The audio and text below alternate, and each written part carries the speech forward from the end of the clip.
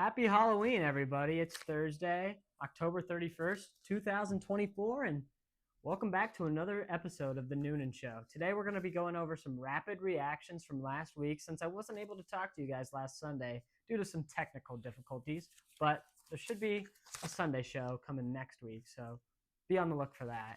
Also, we're going to talk about some of the biggest games of this week, including Ohio State versus Penn State, Indiana versus Michigan State, and Iowa, Wisconsin, along with Pitt and SMU. So let's get into some rapid reactions. Let's talk about this A&M versus LSU game. This was a great game. It was so fun to watch. Kyle Field was so energetic. It was everything you could ask for. And we did pick A&M to win and cover, and A&M did win and cover. So 1-0 for the Noonan Show. So it's pretty good. But the biggest thing of this game was LSU had all the momentum in the first half.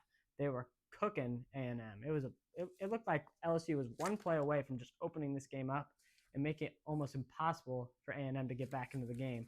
But then they had a couple kicking issues, and the tides turned, and Mike Elko put in Marcel Reed, and that changed the game. A&M got their ground game going. They rushed for a ton of yards in the second half. Reed completed 2 passes for 70 yards. One was a deep ball. So just a great overall decision by Mike Elko to go with the backup quarterback. And A&M really they pounded it. They did whatever they wanted. They did whatever they wanted to on the ground against A&M, and I was really impressed by that. Now on the other side of the ball, LSU in the second half looked terrible. Garrett Nussmeier, he threw 3 picks in the second half alone. He looked rattled. He looked shaken, but it kind of just goes hand in hand with LSU not being able to run the ball at all in this game. They only ran for 24 rushing yards. Not in a quarter, not in a half, in the whole game. And that's not good enough to win in the SEC. That's not good enough to win anywhere. Brian Kelly knows it. His staff knows it. And I just think everyone knows it. So what does this mean for both teams going forward? I think they're both still alive for the playoff hopes. LSU's got a lot of work to do. They got to win out. A&M now, you can drop a game maybe to Texas at the end of the year or the SEC championship game, and I still think you're in the playoff.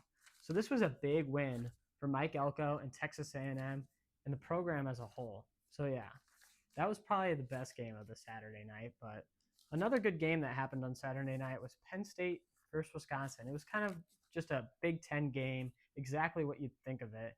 And Wisconsin came out the gates looking good. I had Wisconsin to win. I picked Wisconsin to cover. It was kind of a frisky upset that I thought might happen, and it almost did until Wisconsin's quarterback threw a pick 6 in the third quarter, and then the game was just over because Wisconsin could not move the ball. Drew Aller did get hurt in this game in the first half and did not return for the second half. Penn State's backup looked good, but I don't know if he's going to be good enough to take them to a win against Ohio State. It would be tough. So good win for Penn State. Luke Fickell in Wisconsin, where's this program going? That's the question I'm asking myself right now, because they've lost a couple games where you're like, wow, they really could have won that game, and they didn't. Like the USC game, they had complete control of that game and let it slip in the second half. I really think they need to establish a better passing attack before they can really be a threat in this new era of college football. But yeah, that was also an exciting game that happened at 6:30 at night, and we lost that one. Happens. It was a fun bet. I mean, Wisconsin was in it. We took the money line, and it was a frisky game. We thought we had a chance to win that, and we didn't. Now let's go over to the SEC, back to the SEC, I should say, where Vandy went to take on Texas. Actually, Texas came to Vandy in Nashville, but it was like 50% Texas fans or even more. So was it really a home game? Maybe, because they didn't have to travel. But Diego Pavia is a baller. He's a baller. He has taken this Vandy program, him and Clark Lee, and they've gone from here to like up here. And it's impressive to watch them play. They're a fun team. Like in years past, Vandy would go into these games and just get splattered. It wouldn't even be close. If you were a visiting team fan, you'd just go to enjoy Nashville. But now you go to watch a good football game because Vandy, I think, could be the real deal here in a couple of years. So keep an eye on Vandy. They fought good. They had a late drive to get within a score, and then they threw a pick. Texas scored, and then they scored again, and they were an onside kick away from winning this game almost. So I don't know. Year 3, I think, under Clark Lee is starting to look good for Vandy. And Texas, on the other hand, if I'm a Texas fan, I'm like, what are we doing? We got to win this game by more. Quinn Ewers didn't look super sharp in the second half. The defense was kind of susceptible. And I need to see more from this Texas team, especially after the Georgia loss, before they go to like A&M at the end of the season. That's going to be a real hard game for them, I think. We'll move back to the Big Ten, actually, and talk about Indiana. They beat Washington pretty good. They smacked Washington with a backup quarterback, 188 rushing yards. They continue to win. They continue to look good. And then they beat Nebraska by like 1 million last week. And then their Big Ten friend, Ohio State, only beat Nebraska by 4. And Ohio State had no running game in this game. It was crazy to watch that happen because that's all Ryan Day talked about was getting stronger, getting more physical. Because you think about the Michigan games the last couple of years, Ohio State's just the weaker team and doesn't want it more. So you'd think Ryan Day is trying to build his program to be more tough and strong. I guess we'll find out this weekend against Penn State. But yeah, last Saturday, it wasn't an upset Saturday really, or maybe the most exciting Saturday. But I mean, we got to take every Saturday because we only get so many. But it was more of a survival Saturday. Penn State survived, Ohio State survived, Texas survives. Good teams surviving. So yeah, now we got some big games this weekend that I'm very excited to talk about. And the first being Penn State versus Ohio State. Big noon kickoff. It's a shame that this game is at noon in the Eastern time zone. This should be a night game. This should be a whiteout game. But big noon, doing big noon things. They love their 11 a.m. Central Time games. I don't know why for some reason. But let's hop into the game recap, or preview, I should say. We're going to be talking about the Ohio State offensive line versus the Penn State defensive line, and the Penn State offensive line versus the Ohio State defensive line. That's what this game is going to come down to. Whatever running back duo has the better game is going to be the team that wins, because you got Will Howard. He's got his weapons. He's got Emeka Mbuka. He's got Jeremiah Smith. They're going to score some points. It's just, are they going to rely on big plays, or are they going to be able to grind out drives, maybe 12-play drive that lasts 6 or 7 minutes and just demoralizes Penn State, kind of like that Michigan game last year for the Nittany Lions? Or are they going to rely on explosive plays and maybe only have 2 or 3 touchdown drives and only score 14 to 21 points? I think I'm very curious to see that, because Ohio State didn't do that last week. They really only scored on big plays against Nebraska, like we just talked about. And on the other side of the ball, what kind of Drew Aller are we going to see? Are we going to see the Drew Aller that looks good, 5-star hyped up quarterback we all thought he was going to be? Are we going to see the Drew Aller we're kind of accustomed seeing in these big games? I mean, Aller, he hasn't really performed how Penn State fans have wanted him to in big games in the past, but he gets another chance at home. I think this is a good opportunity for Penn State, and that's why I'm going to be rolling with Penn State +4. I don't know if they're going to win the game. If Drew Aller can find enough big plays, he's got a star tight end in Warren. So if he can find Warren enough in this game, I really think they have a good chance to win. But I do think they cover, and it's going to be a really exciting game, especially because it's in Happy Valley at Beaver Stadium. It's not whiteout, but it'll have whiteout energy. So I think that's a really exciting game. It's also a big game in the Big Ten. Like, there's a possibility of like a 3-way tie. If Oregon wins out, Indiana wins out, and Penn State wins out, there's 3 undefeated teams in the Big Ten. Like, can you even imagine me saying that last year with the smaller conferences? Now these bigger conferences, no one plays each other every year, so more opportunities for teams to go undefeated. And there's going to be some weird tiebreakers in the future. I have a feeling that it's just going to be like, we've never talked about this or seen this, so what are we going to do? So be on the look for that. And another conference where something like this could kind of happen is the ACC. We got Pitt taking on SMU, traveling to Dallas to play the Ponies. I mean, the Ponies have been good. They lost to BYU. Maybe at the beginning of the season you were like, it's not the best loss. I mean, we would have liked to win that game. But now BYU's rolling, so it's looking like not the worst loss in the world for the Ponies. But last week, SMU, you turned the ball over 6 times, and you won a football game.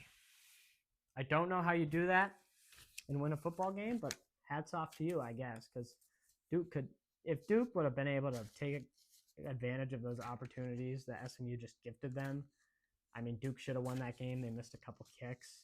It was a bad game for the Blue Devils. I have a friend of the program who is a Duke fan, and sorry to him. We also have a friend of the program who is an SMU fan, and I hate to tell him, but I don't think this is their week because the Pitt defense is hot.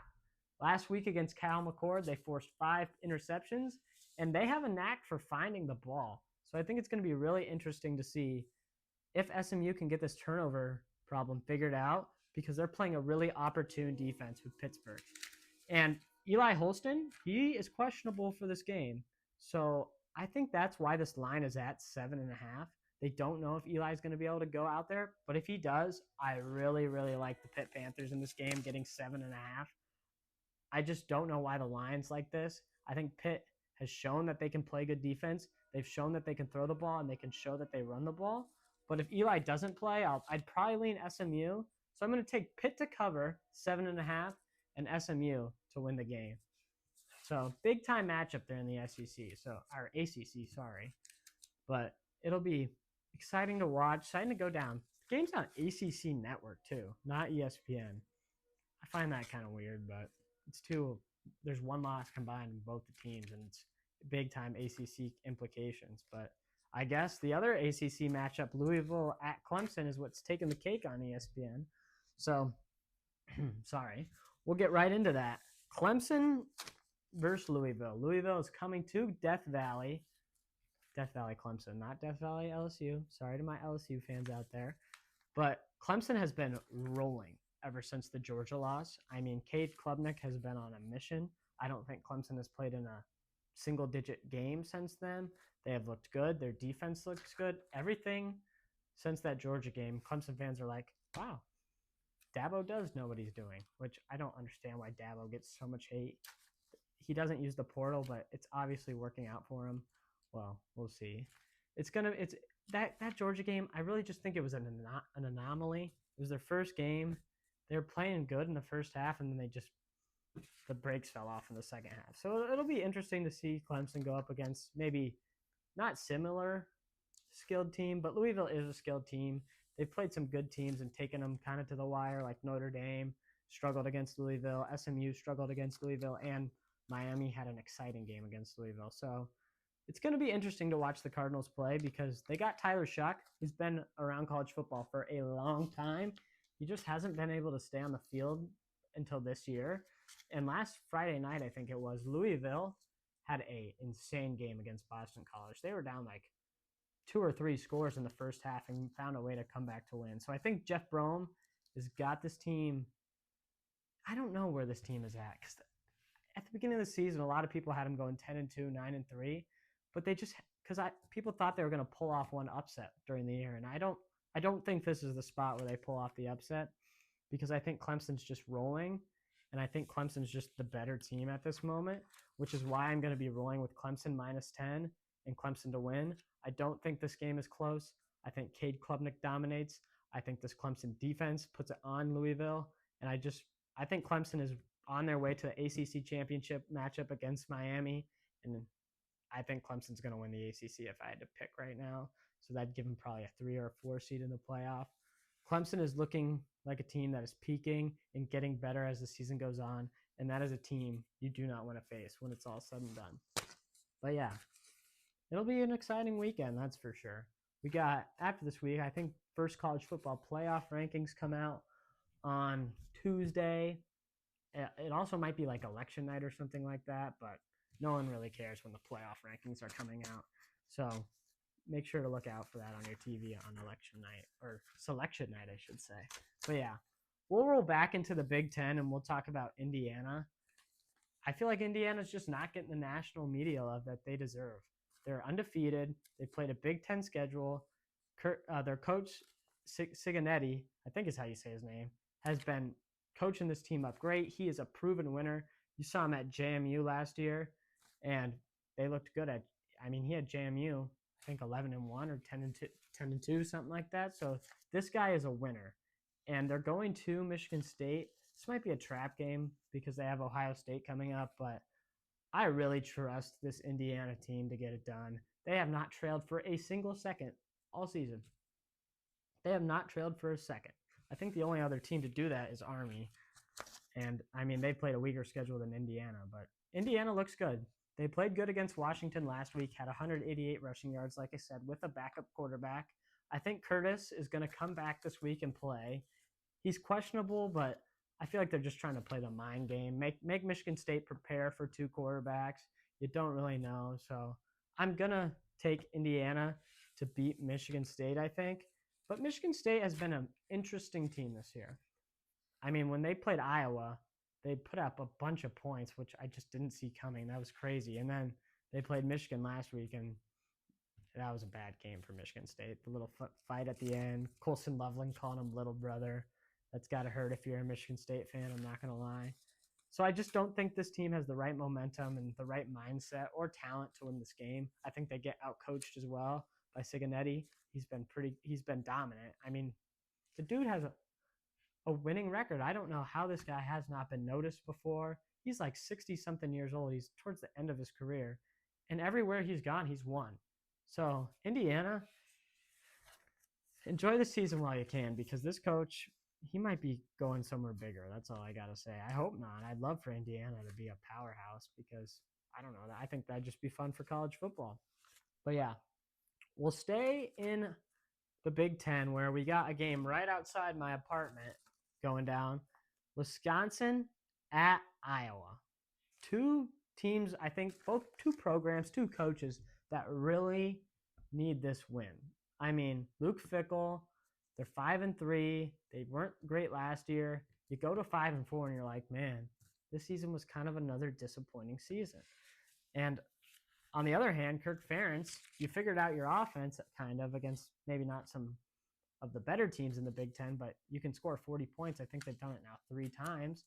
And you're sitting at 5-3 as well, and you're like, wow, why are we 5-3? We should only have one loss. I mean, that Iowa State game was a heartbreaker for Hawkeye fans. I know too many in my life. But yeah, so let's get into this game breakdown.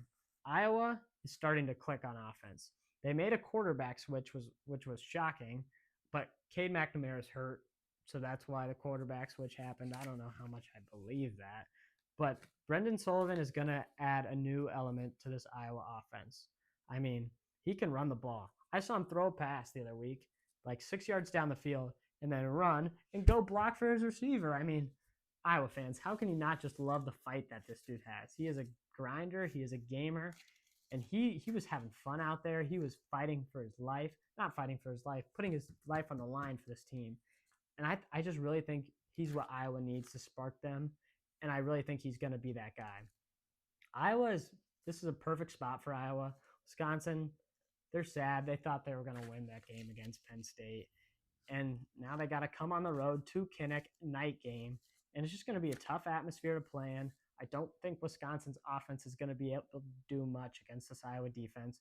And I think Iowa has the better special teams. I mean, Iowa just reps out punters. They had Torrey Taylor last year, and now they got this other kid, number 9, who's pinning every ball inside the 5-yard line, it feels like.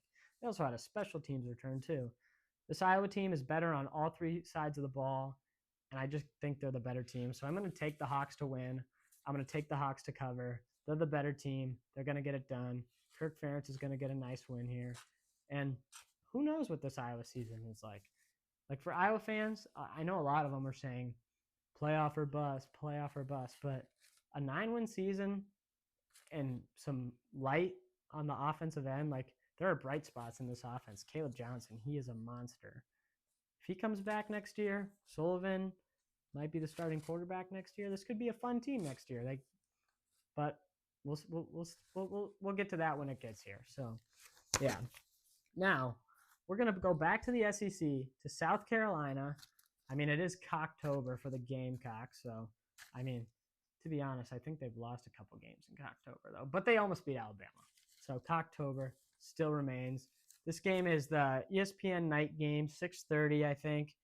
And A&M, you just had this huge emotional victory against LSU.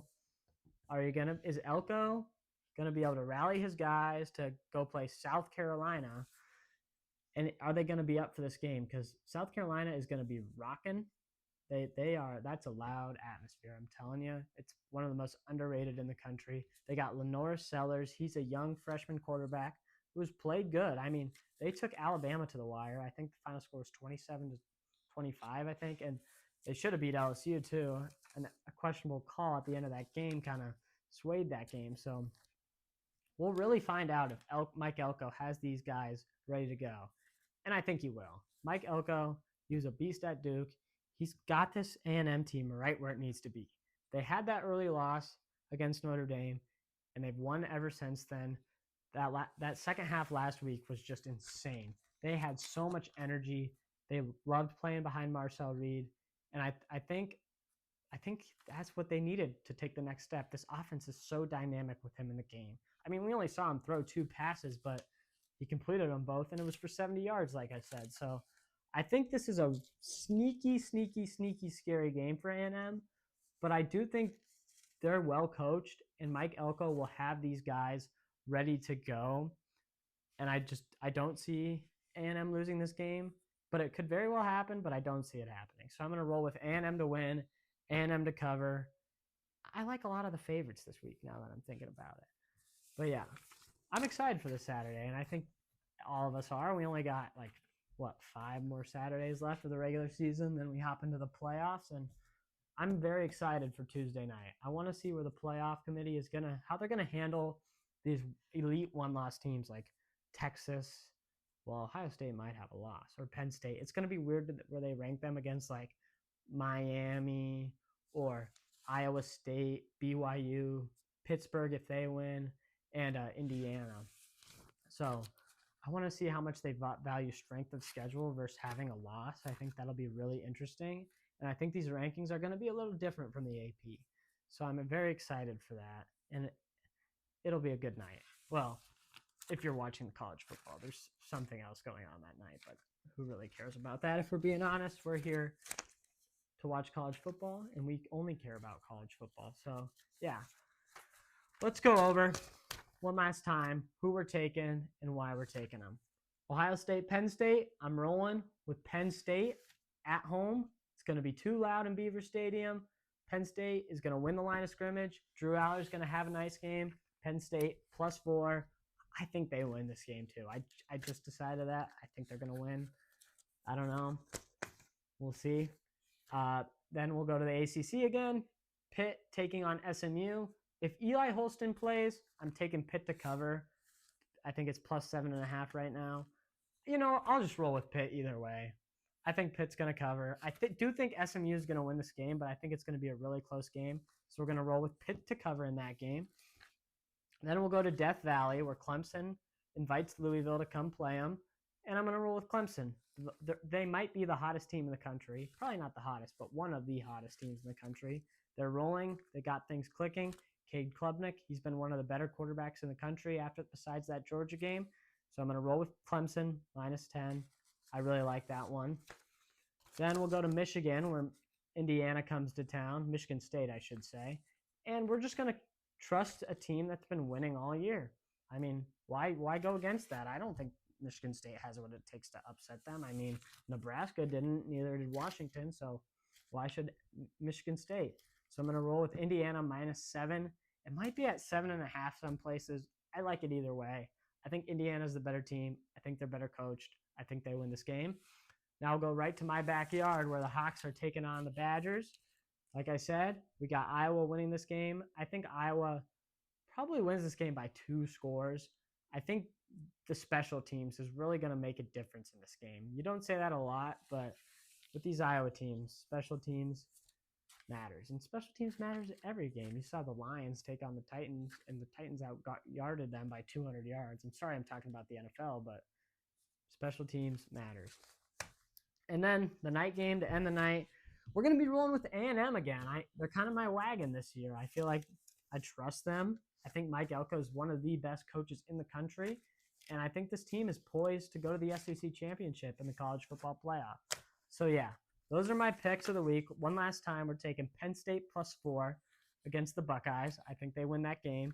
We're taking Pitt +7.5, Clemson -10, Indiana -7, Iowa -3, and A&M -3. There you have it. We went 3-3 last week. We're going to try to go 4-2, 5-1, 6-0 maybe, dare I say. I'm feeling good about this week, so I'm feeling good. I'm feeling really, really good. It's going to be a fun Saturday. I'm excited. But yeah, thank you for tuning in. That was rapid reactions and a 2-minute drill of each game. Make sure you like and subscribe, and we'll see you on Sunday night.